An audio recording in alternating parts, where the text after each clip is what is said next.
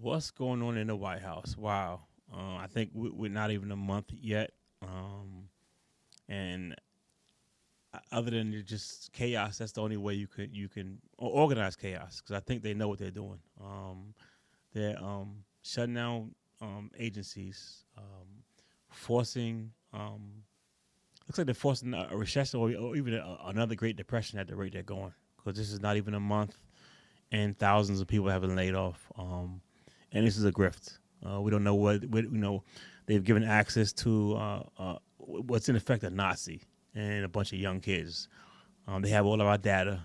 Um, it's a disaster. Like this is a real, true disaster, and it's going to take years to overcome if we are ever to overcome that. I think this is the biggest threat to democracy. People predicted this would happen, but I didn't think this would happen so soon.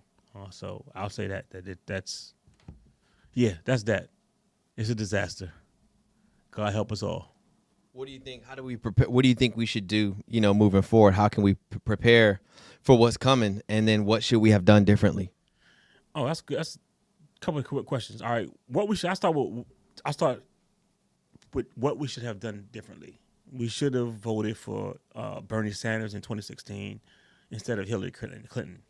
And many people predicted we'll end up here. Like a lot of people blame Bernie for Hillary's loss, but now in hindsight, after all that we've seen since 2016 and 2025, no, Hillary lost because for some of the same reason that Kamala lost, that the Democratic Party has lost its way.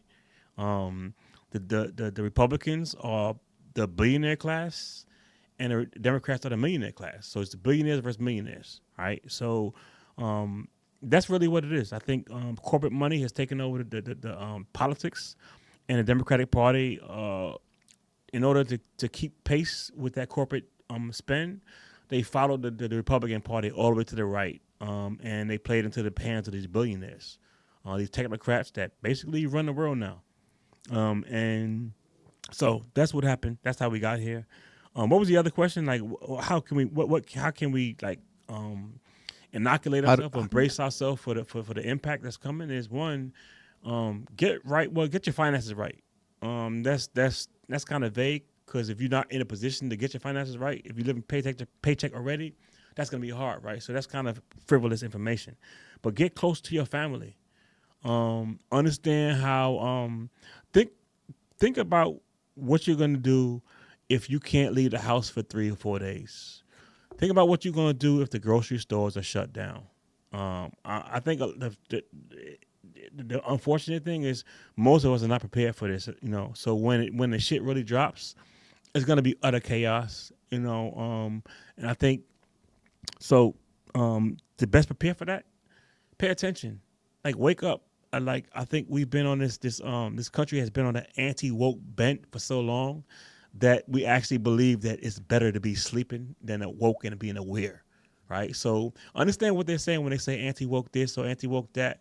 They're saying, look, we don't want you to watch you. It's a sleight of hand. We don't want you to watch us and be aware of what we're doing because if you're aware, then you're gonna try to stop us, right? So that's really and we got to become more critical thinkers. As a nation, we're not very good at actually thinking deeply. We're so surface level that we elected Donald Trump, a man that anybody can just look at and listen to and say he's not fit to be in charge of everybody and everything.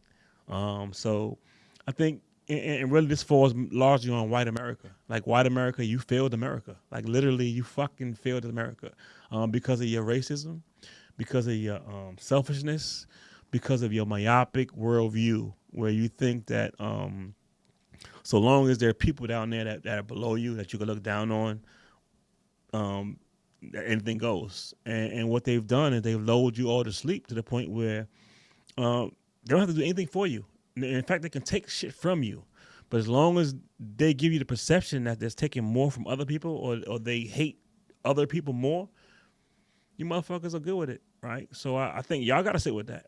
Like one thing about like I'll say this, and I'm all over the place right now, but there's a saying that when white America has the flu, um, Black America has pneumonia, right? So, and that means basically, and that saying is that it's always worse for us. It cascades down, right? Because we're closer to the margins, right?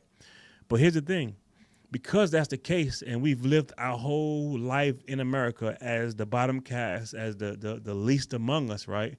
We actually know how to take care of each other. We actually know how to burrow in, and when times are rough, huddle up, and which leads me to another point to say as far as getting out of it. Get right with your family. Like love one, like if you ain't talking to your sister, your brother, like now's the time to make that shit right, because in the coming months and years you're gonna need them. Like you're gonna need your loved ones. Like you're gonna have to get through this together. Like the Latino population that's under a cell right now, they're gonna be okay outside of being deported, right? Because they understand familiar. They understand how to burrow together and say it's us against the world, and we're gonna survive this, right? So black people understand this. That's what we have to do. We have to get right with our family, our finances, um, our food. Learn how to grow your own food if you can. Right? It's a little late in the game to start doing that now, but be prepared to do that shit.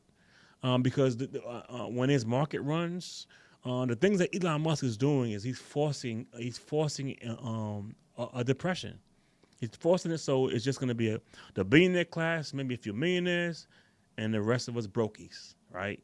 So get ready, and that's gonna push us to a revolution of sorts.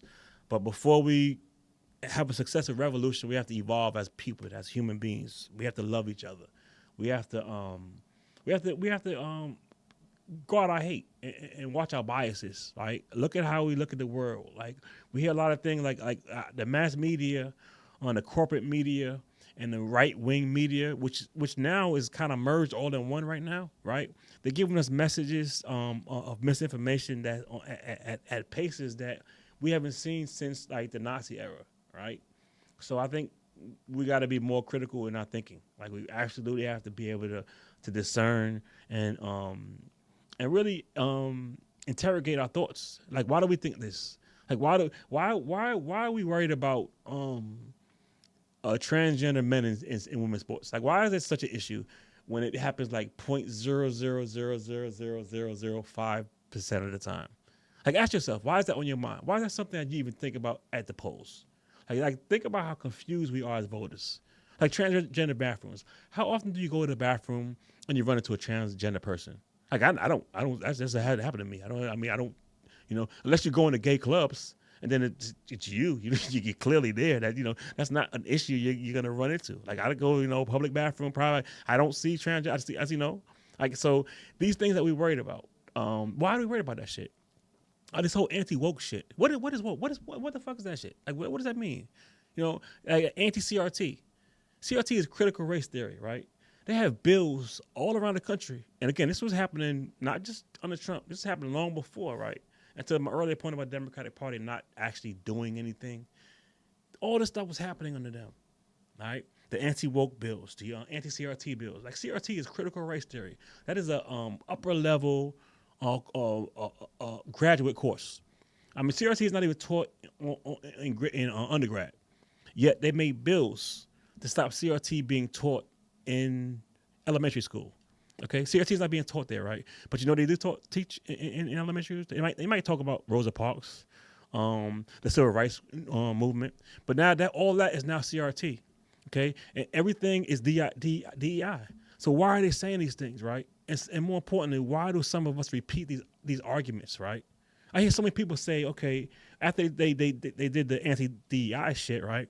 I hear a lot of people say, well, white women are the most, they benefit from the most, right? And that's just a fucking, it's such a out of context. Maybe it's a fact. It might be a fact, but white women are 58% of the country, right? So most they're the largest demographic in the country. So yes, so if there's any benefit going to a minority, and white women, even though they're the mother of the majority, they're considered a minority because if you look around this world, this country, I mean, there's never been a woman president, right? So there's more than anecdotal evidence to suggest that women, even white women, are sometimes discriminated, right? So when we look at the argument that white women are the largest beneficiaries of DEI, you're only accounting for the fact because they're the largest minority group block, right? But disproportionately, black people are the largest beneficiaries because white women are already in those rooms. Like black people we have to fight to get in those rooms. We have to show them that look, according to our population, we're 14% of our population, but only 1 or 2% of the positions, in managerial position, whatever it may be, whatever the metric is being used. But you could say white people are the biggest beneficiary of welfare. They are. But when they attack welfare programs, disproportionately it's black people because more of us occupy that space, in poverty, right? So it's interesting how a lot of us allow the propaganda to sway how we see the world, how we think, even how they think about ourselves, right? And that's by design. So I understand why a lot of us do it, but now is the time for us to start to resist and start to really interrogate our thoughts a little better than we've been doing the last few decades, because the shit it's serious now. Like this is unlike anything that we've ever experienced. Like our parents didn't experience this. Like maybe our grandparents through World War II, or if they lived in different areas. But this is a different level of it's a different America, you know.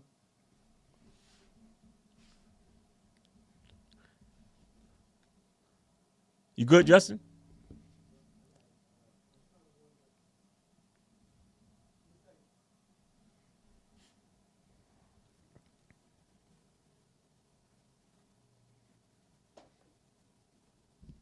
Okay, so I got you. What do you think? Do you think that the Democrats are responsible at all for where we are? And what should they have done differently? I don't personally think that all the blame should go to the voters. I think the people in place have been complacent and, standoffish and not ballsy enough, No, even right now. I 100% agree with that. I was saying that as much. Like, I mean, maybe I didn't go deeper into what. Like, one, again, it's the corporate money, right? It's APAC, the Israeli lobby, and they bought the Democratic Party. They've taken out very good Democratic members and replaced them with people that have a more right leaning and Israel friendly policy, right? So we're owned by the corporations. We're owned by Israel, because absolutely, I think that what hurt Kamala more than anything else, in my opinion, is her sanction of genocide. I think more than anything that exposed the Democratic Party as just like they are for fascism, because what Israel is doing to the Palestinians, it's worse than fascism, right? It's absolute genocide. So if a party is okay with genociding babies, just killing them indiscriminately with no and providing those weapons, I mean you gotta expect that they okay with you losing your health care. You got to expect with them being okay with you losing your housing vouchers. They don't care. I mean, because it takes a dearth in humanity to actually sit there and agree with genocide and protect genocide and send the people to the UN to stop them from being held accountable for what they're doing. So the Democrat absolutely that's just one aspect of it. But I'm just saying that's just the most obvious aspect of these people are inhumane. Kamala too. I voted for Kamala, right? Because she's better than this piece of shit we have now, right? But she's awful. She's an awful human being to sit there and allow that and have lack of courage to say this is wrong. That's wrong. Okay, and Joe Biden, forget about him. He's disgusting, right? So so I absolutely blame him for that. But it's deeper than that. It goes far past that. Even before this, they sold out the corporates. Like Hakeem Jeffries, he's horrible. He's absolutely horrible. Nancy Pelosi, horrible. Chuck Schumer, horrible. Like, so the Democratic leadership they're just slightly better than the Republicans. I wouldn't even say slightly better. They're a lot better. They're terrible, but what we have right now, we have straight sociopaths. Like these guys are just like, I don't know, man. I mean, we're not in a good space right now. Like America's bleeding right now, and I just urge that we be a little more vigilant. Pay attention to what's happening. Watch the news and be discriminating. I mean, watch like multiple sources. Don't look at just one source. Don't look at don't look at MSNBC. Watch it all. Get multiple perspectives, and be informed, and also try to understand the biases of who's reporting the news. That's important too. Like if I could look at Fox News as much as bullshit they play. I could look at it and still see the truth. Not that they're telling the truth, but I can see what through their lies. I can say, okay, they're saying this, but they're saying this because this is the real truth, right? So be able to discriminate that shit, right? Because that's the only way that as a society we're gonna be able to climb out of this hole that we're sinking into. That's the only way.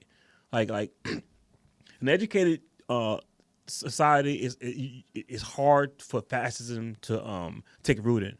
And the fact that this long haul to fascism has taken, it means a slow death of just education in America. Like, I can't stress as much. Like, we're really, really, I don't want to call us dumb, but we're not smart. We are not smart at all as a nation.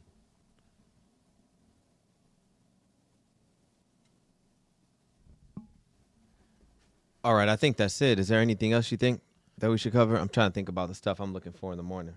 Um,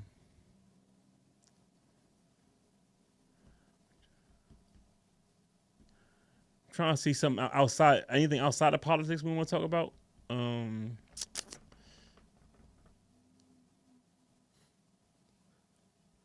Well, I think, how do you think this is, like, what's the conversation in your car driving home when the phone's on speaker and you're talking to people that you know?